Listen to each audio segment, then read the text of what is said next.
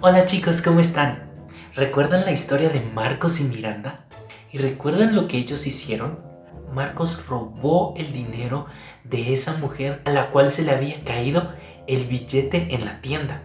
Y él, en lugar de devolverlo, lo guardó y lo escondió. Y luego mintió para que nadie se diera cuenta de que él había robado. Y tuvo consecuencias tanto Marcos como Miranda, no solamente por robar, sino también por mentir. En la clase anterior vimos la historia de Jacob, quien también engañó a su padre, mintiéndole, haciéndose pasar por su hermano Esaú y robándole así la herencia que le correspondía a Esaú. Y hoy vamos a ver una historia más en la Biblia de dos personas que mintieron.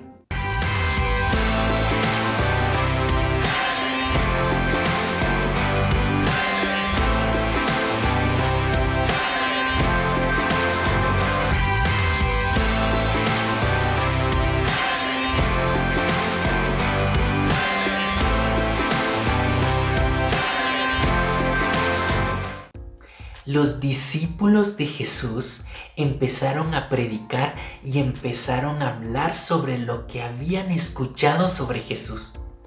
Y así empezaron a formar las primeras iglesias. Y las personas que se acercaron a las iglesias y creyeron en Jesús tenían tantas ganas de ayudar que muchos empezaron a vender todas las cosas que tenían.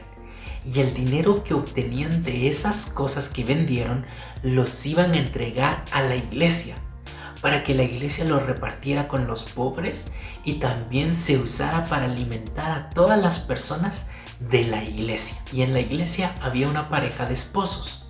El esposo se llamaba Ananías y su esposa se llamaba Zafira. Ellos dos decidieron ayudar a la iglesia. Ellos tenían un terreno y decidieron venderlo, y las ganancias de todo el terreno iban a ser para entregarlos a la iglesia. Entonces pusieron su terreno a la venta, y cuando lo vendieron obtuvieron ganancias por su terreno. Pero cuando vieron todo el dinero que habían ganado por vender el terreno, no quisieron dárselo todo a la iglesia, no quisieron entregárselo todo a Dios, sino que empezaron a hablar entre ellos y dijeron, ¿por qué no nos quedamos con una parte y la otra parte se la entregamos a la iglesia? Nos quedamos nosotros con una parte de la ganancia y lo demás se lo damos a la iglesia. Y si nos preguntan, pues decimos que eso nos dieron por el terreno, que no hay más. Y así hicieron. Ananías tomó una parte del dinero y la guardó, y la otra parte se la llevó a uno de los discípulos de Jesús. Este discípulo se llamaba Pedro y le entregó el dinero a Pedro y le dijo, Pedro, nosotros vendimos un terreno que teníamos y este es todo el dinero que nos dieron por el terreno. Queremos entregárselo a la iglesia. Y entonces Pedro recibió el dinero y le preguntó a Ananías, Ananías, ¿este es todo el dinero que recibiste por tu terreno? Y Ananías dijo, sí, eso es todo. Y entonces Pedro le preguntó a Ananías, Ananías, ¿por qué me estás mintiendo? ¿No sabes que no nos estás mintiendo solo a nosotros, sino estás mintiéndole a Dios? Tú tenías el terreno y decidiste venderlo para entregar las ganancias a la iglesia. ¿Por qué te robaste una parte y nos mientes diciendo que esto es todo lo que ganaste con tu terreno? Le estás mintiendo a Dios. E inmediatamente Ananías cayó en ese momento y murió. Y entonces las personas que vieron eso se asombraron y se asustaron. Y Pedro le pidió a unos jóvenes que estaban allí que tomaran el cuerpo de Ananías y que lo enterraran.